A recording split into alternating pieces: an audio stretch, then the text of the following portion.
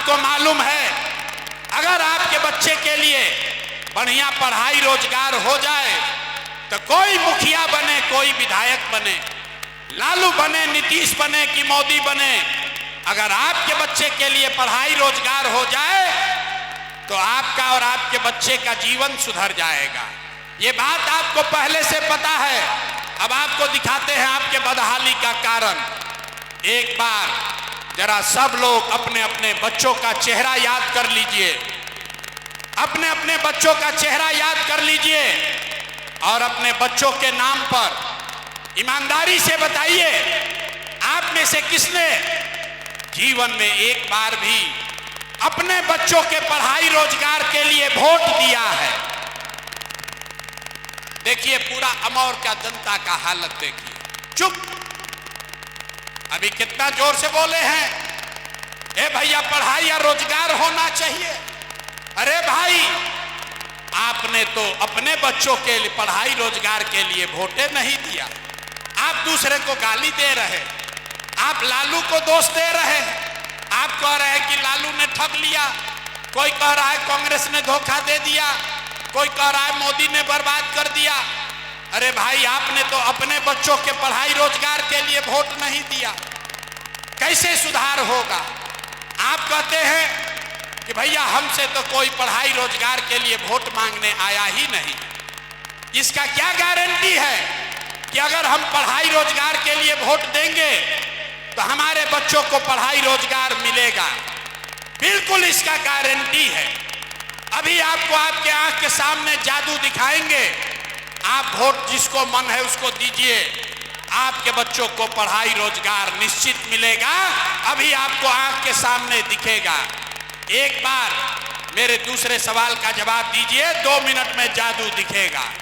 सब आदमी जरा सोच के बताइए, आज तक आपने जिन नेताओं को वोट दिया, उन नेताओं ने आपके और आपके बच्चों के लिए कुछ काम किया है कि नहीं किया है? हाथ उठाकर बताना है, किया है कि नहीं किया है? हाथ उठाइए पूरा पीछे तक, हाथ उठाकर बताइए किया है कि नहीं किया है? अरे भाई, किया है कि नहीं किया है? किया है कि नहीं किया है? हम नहीं बोले हैं, पीछे मत हटिएगा, वीडियो में रिकॉर्ड हुआ है। सब ने कहा है कि भैया जिस दल को नेता को वोट दिए, आज तक हम लोग का कोई कामे नहीं किया। अब अभी 2 मिनट में आपको जादू दिखाते हैं। यहाँ आए बहुत सारे लोगों ने 5 किलो अनाज के लालच में मोदी जी को, भाजपा को वोट दिया है। तो बिहार में चाहे जितना चोरी भ्रष्टाचार है, 1 किलो चोरी करके 4 किलो अनाज यहाँ के गरीबों को मिल रहा है कि नहीं मिल रहा है? अरे जोर से बोलना है, मिल रहा है कि नहीं मिल रहा है? आपने, हमने वोट दिया हिंदू मुसलमान बनके। चुनाव से पहले भाजपाइयों ने कहा सब हिंदू एक हो जाओ, मंदिर बनाना है अयोध्या में।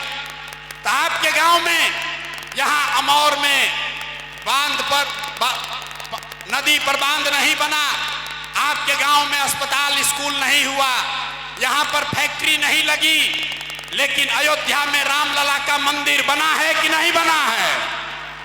आपने, हमने वोट दिया, कई लोगों ने नीतीश कुमार को कहा ना, मोदी को नहीं देंगे, हमको तो बिजली चाहिए, सड़क चाहिए, नीतीश को वोट देंगे। लालू जी के राज में बिजली पानी सड़क नहीं था, तो नीतीश के बिहार में, इसी बदहाल बिहार में बिजली का बिल 2000 आए चाहे 6000, घरे घरे बिजली आया है कि नहीं आया है? अरे हाथ उठाकर बताओ, बिजली आया है कि नहीं आया है? अमौर के आदमी का नेता लोग इतना खून चूस लिया है कि मुंह से आवाजों नहीं निकल रहा है। अरे बोलो, बिजली आया है कि नहीं आया है? आपने, हमने वोट दिया जाति के नाम पर अपने जात के नेता को। बिहार में आदमी कहता है जिए चाहे मर जाएं, अपना जात वाले को ही वोट देंगे। तो मेरे भाई, आपके जात के नेता ने आपके बच्चों के पढ़ाई रोजगार का बात नहीं किया, लेकिन जाति का बात और जाति का जनगणना बिहार में गिनती कराया है कि नहीं कराया है? अरे जाति का जनगणना हुआ है कि नहीं हुआ है? आपने, हमने वोट दिया। मोदी जी का भाषण सुन के कि मोदी जी ने गुजरात में बड़ा विकास किया है।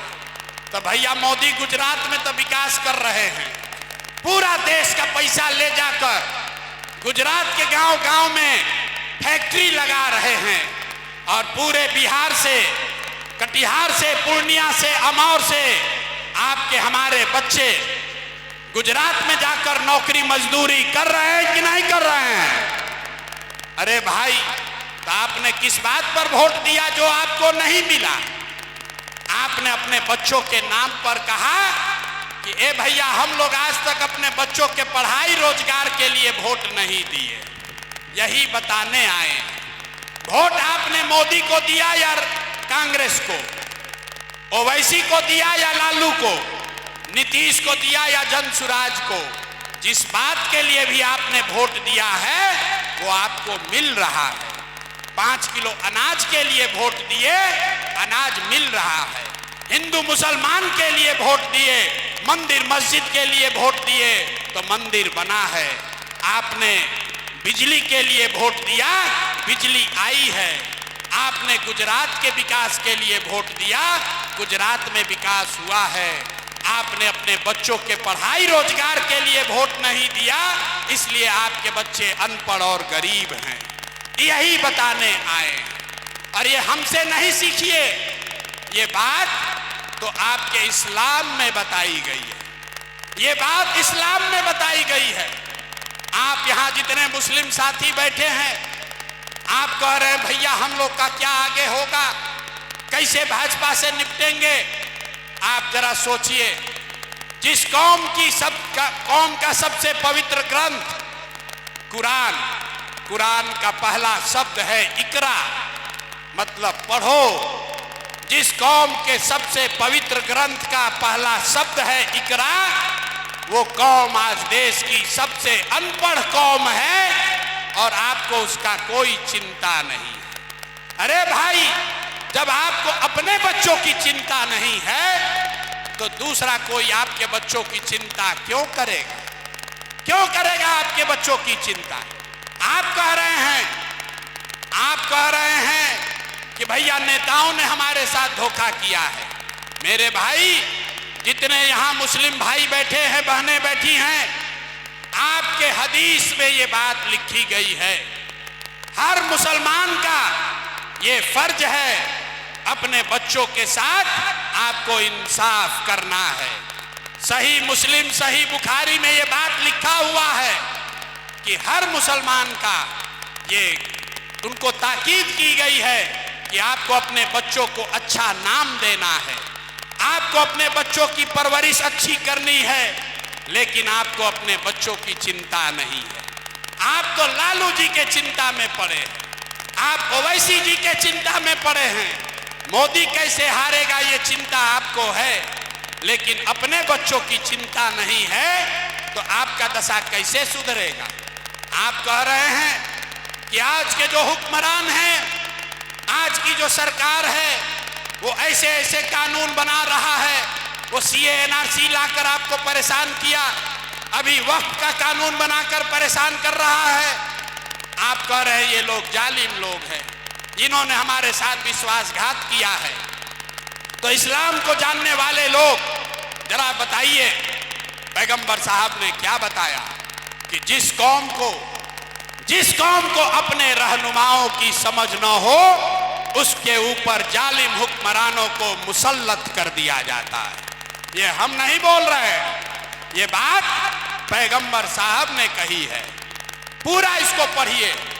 उन्होंने कहा कि जालिम हुक्मरान आप पर तब मुसल्लत किए जाएंगे जब आप गलत रहनुमाओं को चुनोगे।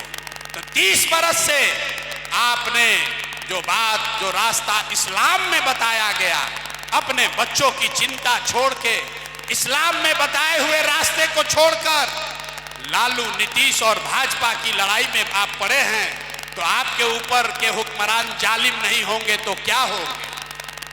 ये बात तो आपको पहले से बताई गई है। आपको कहा गया कि हर मुसलमान का ये फर्ज है हक के साथ खड़ा होना है, हक के साथ खड़ा होना है। लेकिन यहाँ बैठे जितने मुसलमान हैं, आपके मुंह पर कह रहे हैं ज्यादातर मुसलमान हक की चिंता नहीं कर रहे हैं, आप तादाद की चिंता कर रहे हैं। आप जोड़ते हैं कि कौन भाजपा को हराएगा, तादाद किसके साथ है। जो भाजपा को हराएगा अगर वो बातिल भी है तो भी आप उसके साथ खड़ा होने को तैयार हैं, तो आपकी दुर्दशा नहीं होगी तो किसकी दुर्दशा होगी। यही बात बताने आए। आपको प्रशांत किशोर की रहनुमाई नहीं चाहिए।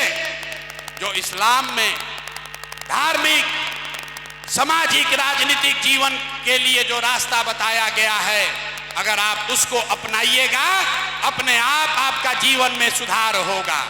और जितने लोग यहां समझ रहे हैं कि बात सब तो ठीक है, हम लोग भाजपा को कैसे हराएंगे, तो हम आपको एक फार्मूला दे देते हैं। एक फार्मूला याद रखिए और आपको पता चलेगा कि ये जन स्वराज का फार्मूला कैसे आप इसका इस्तेमाल करके भाजपा को हरा सकते हैं। पूरे देश में आपको लोग आकर बता रहे हैं कि सारा हिंदू भाजपाई हो गया, सब मुसलमान एकजुट हो जाइए। ओवैसी साहब आकर कह रहे हैं कि सारे मुसलमान एक हो जाओ, आपके साथ धोखा हो रहा है, आप अपना रहनुमा खड़ा कीजिए। हम आपको बता रहे हैं वो रास्ता ठीक नहीं है, हम आपको जीतने का रास्ता बता रहे हैं। जब भी आपको लगे कि इस देश का सारा हिंदू मुसलमान विरोधी है या भाजपाई है, तो इस आंकड़े को याद रखिए। इस देश में 80% हिंदू रहते हैं।